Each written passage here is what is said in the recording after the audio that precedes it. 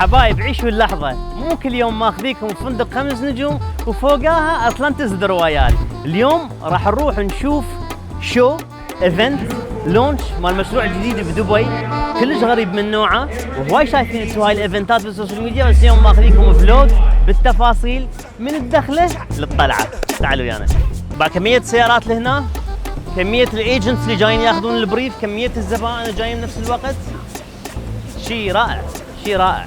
لا ويقول لك اكو ازمه بدبي، وينها؟ كل شيء منظم، كل شيء مرتب بالايفنتات بدبي. يعطيك باند ورا ما تسوي من الانفايت مالتك على مود تثبت انه انت جايتك دعوه خاصه، وبعدين يعطونا هاي التذكره من نقدمها لهم بالطلعه يعطونا هديه.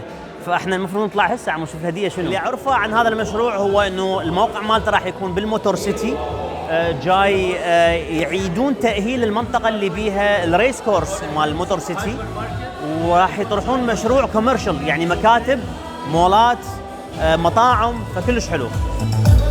البرزنتيشن الحلو هنا توحي انه المشروع هو كوميرشال، يعني للناس اللي يبون يستثمرون مشاريع تجاريه. واضح انه المشاريع راح تطرح اليوم هي مرتبطه بالشوبينج، فالفكره حلوه مال الايفنت ديزاين. واو شنو هالايفنت الرائع.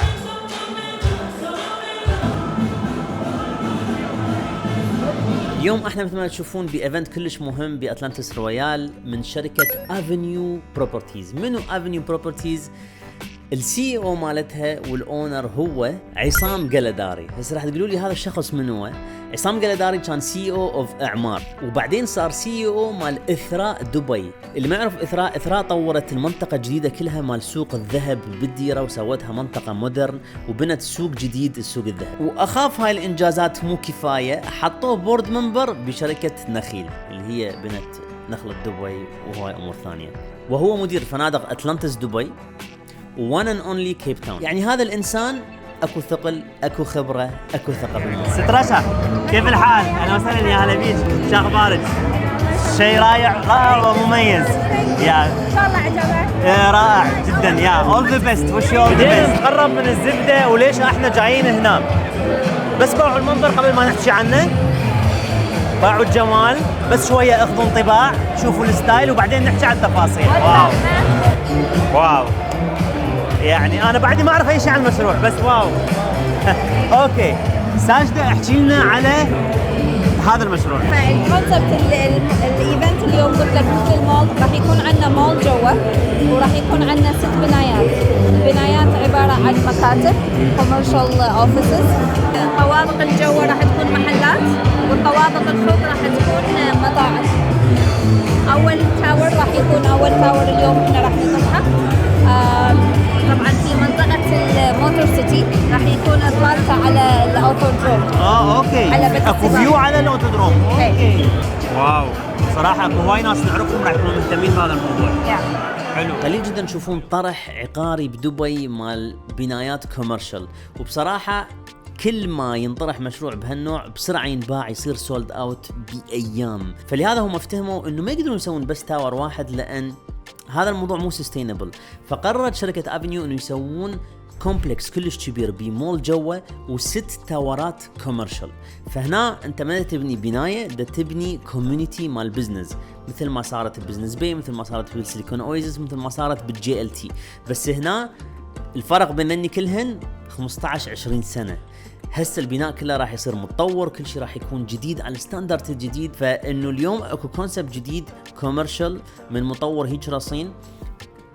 انت كمستثمر هذا الشيء لازم يلفت انتباهك، خاصه اذا تدور على ار او اي، لان المكاتب الار او اي مالتها اعلى من الشقق. إذا شقة اليوم تدخل لك 6 إلى 8% عائد استثماري سنوي، المكاتب تدخل لك من 9 إلى 12% عائد استثماري.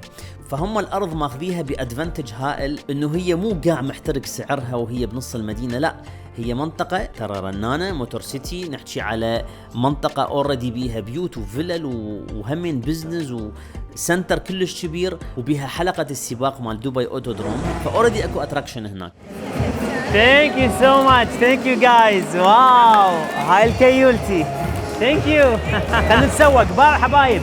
فكرة هذا الكونسبت، فكرة هذا اللونش، انه المول اللي راح ينبني تحت كل هاي البنايات اللي حاليا معروضات للبيع، انه هذا المول اوريدي جاهز، يعني عارفين يا محلات يا براندات راح تكون موجوده، فكل هاي البراندات جايبيها بالايفنت وكانه احنا داخلين بنفس المول. جينيوس، فكره الايفنت بلانر جينيوس. اوكي سو هسه عندنا ذا جروم روم مثلا هم راح يكونوا موجودين بالمول، يراون كل الخدمات مالتهم اللي راح تكون موجوده مثل المساج هسه اللي يطول هذول الناس. يعني بنشوف هاي الشركات اوريدي حاطه اسمها على المشروع، حاطه اسمها بالمكان، معناتها اكو ثقل بالموضوع، اكو ناس مقنعه ناس انه هذا المشروع قوي، واكو شركات مقنعه شركات عالميه انه نطبق بهيك مشروع.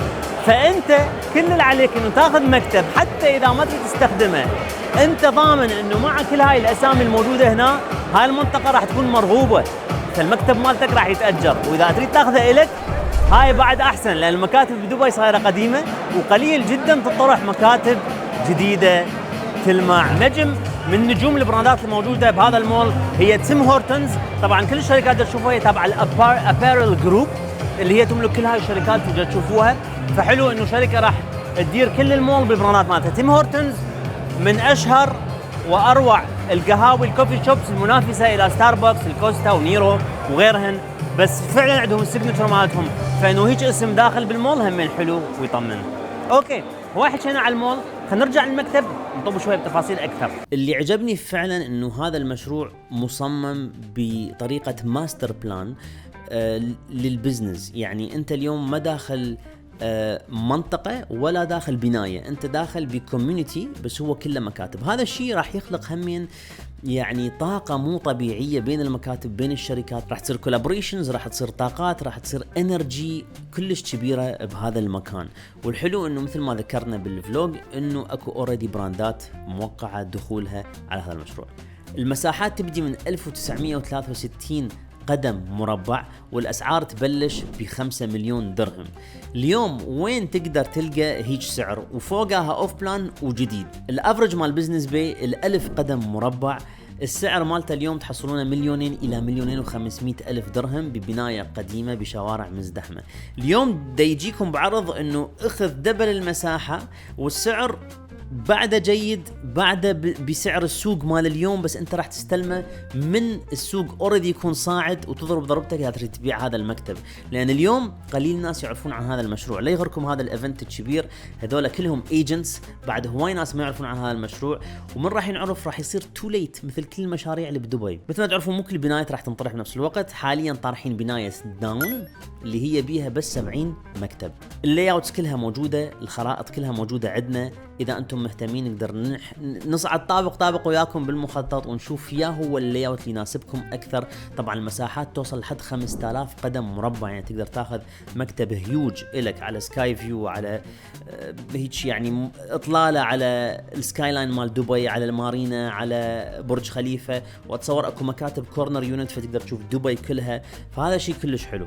وهواي من عندكم دا يفكرون ينقلون اطفالهم واهلهم وعائلتهم هنا لدبي وبعدين يلا يفكرون بالبزنس.